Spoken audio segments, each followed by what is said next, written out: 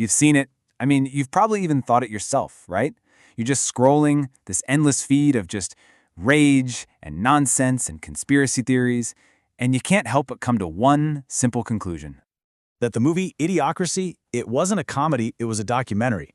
That we're all just getting dumber. That the reason we can't talk to each other anymore is because our brains are literally breaking down. Look, that's the consensus, right? But what if I told you it's also completely wrong? See, the problem isn't a bug in our brains, it's a feature of our economy. All that chaos you see online, it's not a sign that we're losing our minds. No, it's the predictable, almost mathematical result of a seriously broken market.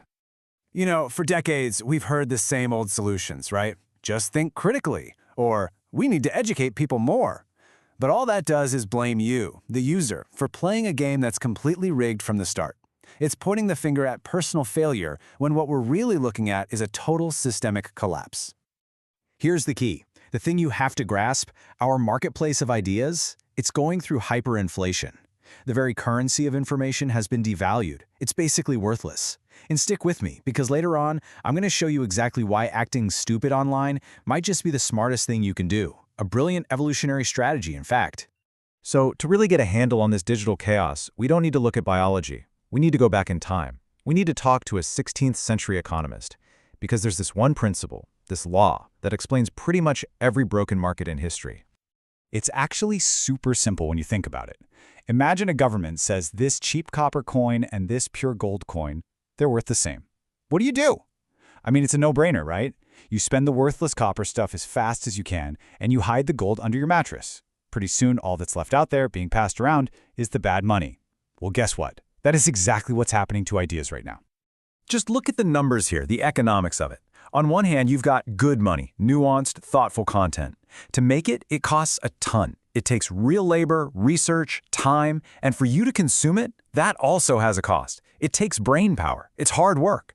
Now, look at the other side, the bad money, the hot takes, the rage bait. What's the production cost? Basically zero. You can just fire it off. And the cost to consume it? Also zero. It just confirms your biases, gives you that quick hit. So you have one thing that's slow and expensive, and another that's fast, cheap, and totally frictionless. Which one do you think is going to win? So let's be crystal clear. The bad ideas aren't winning because people are dumber or because they secretly prefer them. No, they're winning because they are just economically efficient. They're cheaper to make, they're faster to spread, and so the market is just flooded with them. And all that nuanced, valuable information, our gold, it's being hoarded. The people who have it are staying silent. But that begs a huge question, right?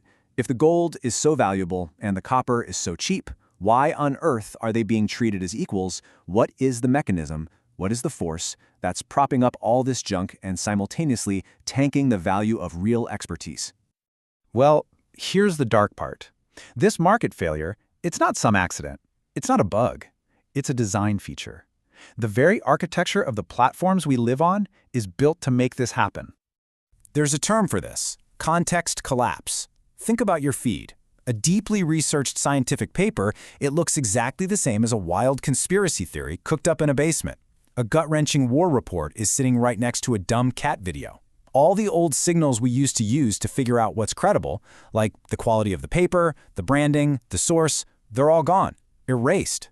The platform's clean minimalist design makes everything look equally trustworthy. It flattens reality into one endless, uniform scroll.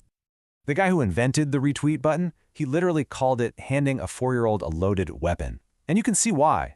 When you make sharing totally frictionless, you snap the connection between how fast something spreads and whether or not it's true. Lies are built for speed. They're designed to shock and surprise you. Truth, well, truth has to stick to reality, which is often slow and boring. The algorithm only cares about speed. And because of that, the algorithm rewards lies. And this is the part you really have to understand. The system isn't broken. It's working perfectly. It's doing exactly what it was designed to do. It was never built to find truth. It was built to maximize one thing, engagement. And what's the cheapest, fastest, most reliable way to get engagement? Stoke your emotions, fear, outrage. It is a machine perfectly tuned to amplify noise. Okay, so we've established the system rewards cheap, fast, loud content. The supply side is broken, but what about the demand? Why do we play along? Why do we seem to want this stuff? For that answer, we have to shift gears. We're leaving economics behind and stepping into the world of evolutionary biology. Think about a peacock's tail. I mean, really think about it. It's huge, it's heavy, it makes it a sitting duck for predators. From a purely practical standpoint, it's a terrible idea. So why on earth does he have it? It's a signal. That's all it is. He's screaming to potential mates, look at me. I am so strong, so healthy, that I can afford to drag this absurd, dangerous thing around with me. The fact that it's impractical, that is the point. Okay, now let's apply that online. Nuance, complexity, seeing both sides, that's camouflage. It's quiet. It makes you look hesitant, maybe even weak. You get completely ignored. But a loud, simple, black and white, outrageous opinion? Ah, now that is a peacock's tail. It's a massive, high-visibility signal that tells your tribe you are one of them. It's a loyalty pledge. It says, I am so committed to this group that I am willing to shout this extreme, maybe even ridiculous idea from the rooftops. So you see, people aren't being idiots, they're being peacocks. They're performing a kind of intellectual drag show to prove their loyalty. And in an online world that is built to reward only the most visible, most extravagant signals, we're not breeding ideas for their truth or their usefulness, we are breeding them for sheer loudness. Okay, let's put the pieces together. You have a system, the platforms, designed from the ground up to amplify cheap noise.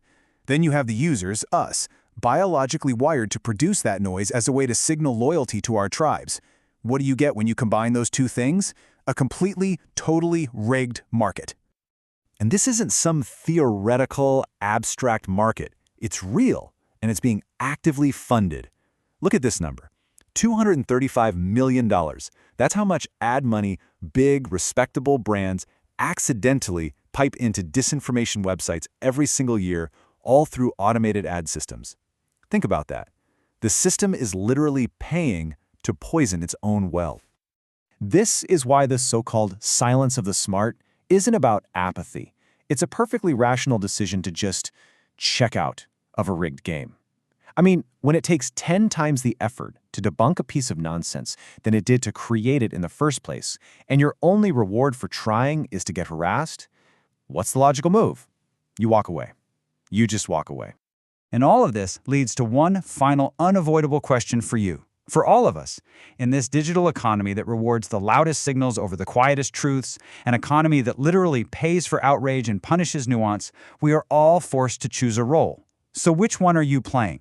Are you the camouflage or are you the peacock?